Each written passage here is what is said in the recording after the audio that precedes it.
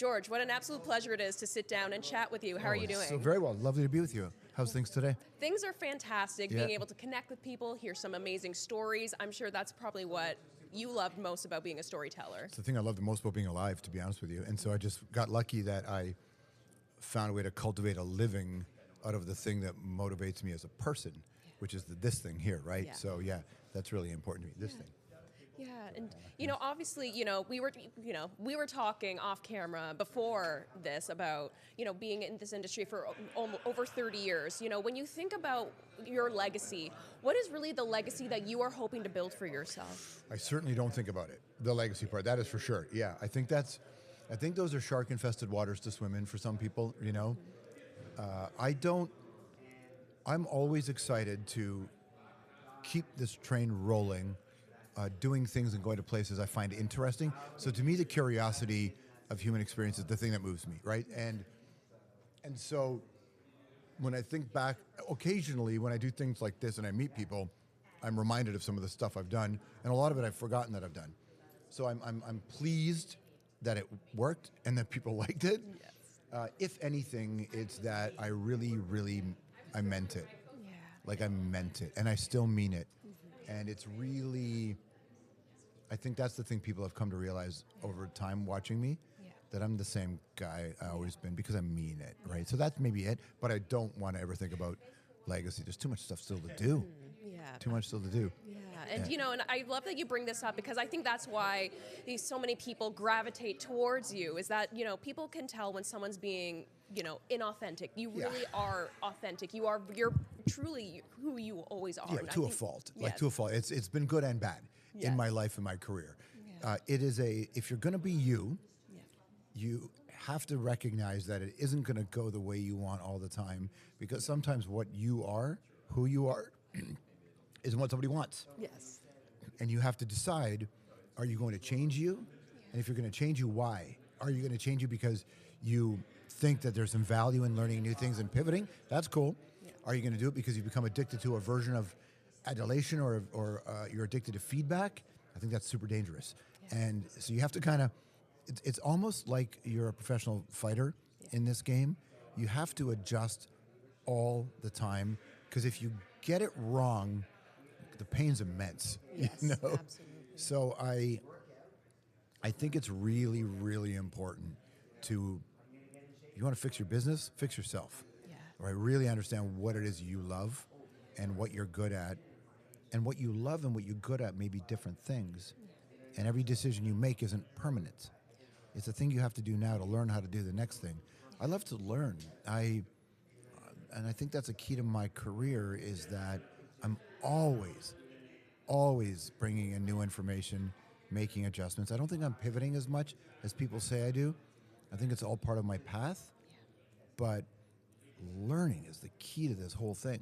Yeah. Would you say that love of learning, that's what gets you up in the morning? That's your why?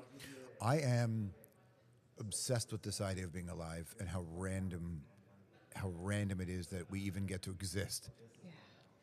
Like, how random is this?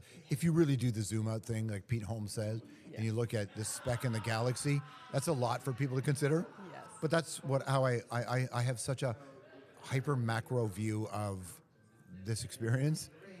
I haven't drank in a long time, so I don't escape. I'm present all the time, which sucks sometimes. So you're constantly realizing, oh my God, this life. So I don't know that I have a why necessarily, except that I wake up in the morning and I don't like to be told what to do. Yeah. I don't like having obligations. I want to dictate my own schedule, but I'm excited to do the thing, whatever it is. I have a real lust for life, like a real lust for life. And I've always had a lust for life. Yeah. I'm not a particularly hopeful person. I'm not a particularly optimistic person. I'm not even a particularly ambitious person. I'm not type A. I don't care about any of that.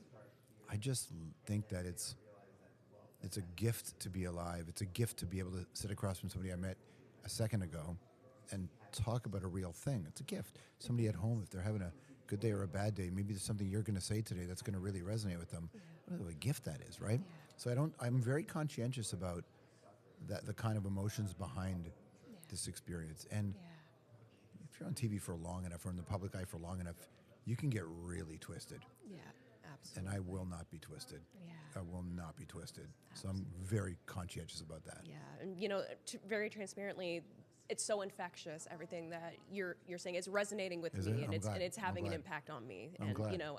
I believe that we should tell people when they've made an impact on us. Yeah, like what's the point of life, right? It's the point of life because, and honestly, we're just renting this time anyway. Yeah. This mic will be, someone else is going to speak into this mic, and in decades from now, they won't even remember we even existed. Yeah. What a gift. Yeah. How liberating it is to not have to worry about any of that.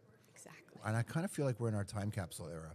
So especially because I've been doing this for so long and I'm old enough now where I'm just leaving a trail of the story of who we were. And it's my contribution and our contribution to who we were. And especially for brands, right? Because the word brand is a weird word. Yeah. It's a weird word. And this era of kid is raised to be a brand, where my era, we wholly rejected the idea of being a brand. All of my favorite artists, the career I've built, has been about opting out of everything. So I have a brand, and one year there was a marketing magazine that put me and TFC as the brands of the year, which I thought was funny because I don't even think of this like a brand.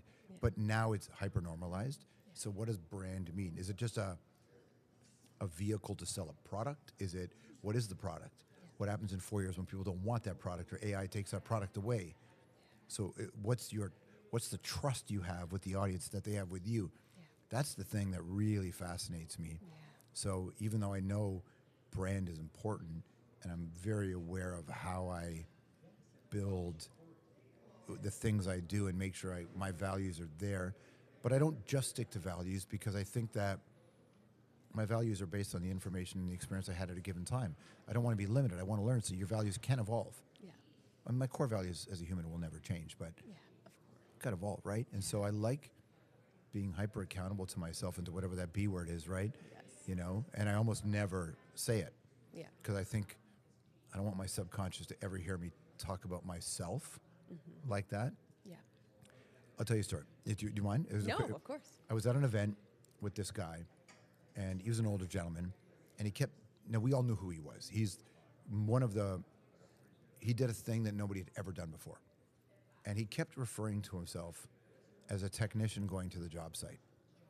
And we all knew, and the room was filled with people who were very accomplished. Yeah. In every walk of life, the most accomplished you can imagine.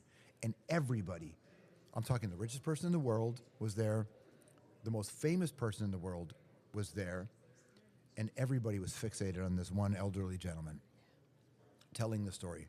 And he kept referring to himself as a technician going to the job site. And it resonated with me.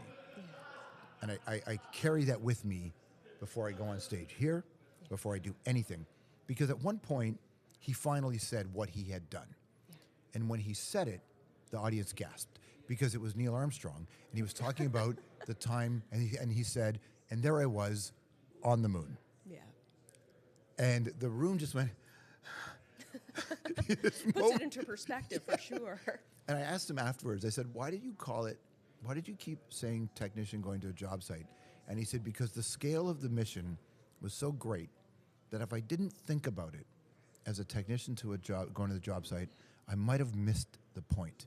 I might have gotten it wrong. And I loved how beautifully simple his approach was. Yeah. And it's one of the things I think about unprompted maybe 4 or 5 times a week. Yeah.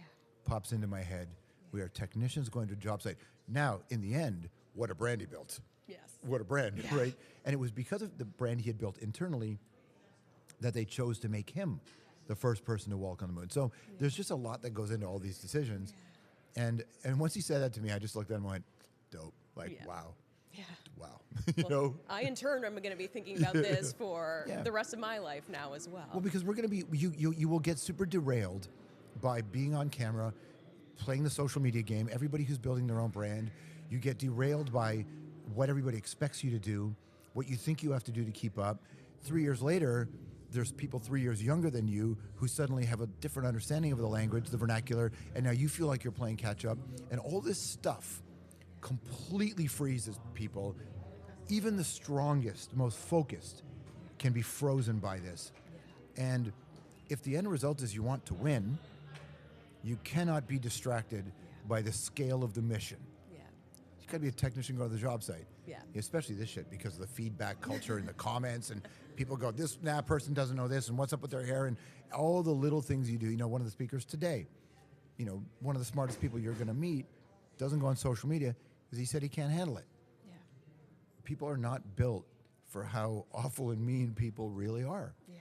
And they get discouraged. I am forever encouraged because I don't care what people think about me. Yeah. Like, I want them to like me, but I don't need them to like me. And I think that's a really big, really, really big difference. And that's why I've been able, through the grace of others and a lot of luck, been able to have a career as varied as mine, as long as mine, is because I'm not distracted by that stuff. Exactly. All the background noise. Yeah. Now the key, I think, is to know when the background noise is telling you something you should hear. Yeah. You have to put a lot of work into figuring it out. People will say you have to have a thick skin. I don't think you do. I think you have to keep your skin really vulnerable so you can feel everything. You have to know how to process the things you feel, you hear. Yeah. And know when to avoid it.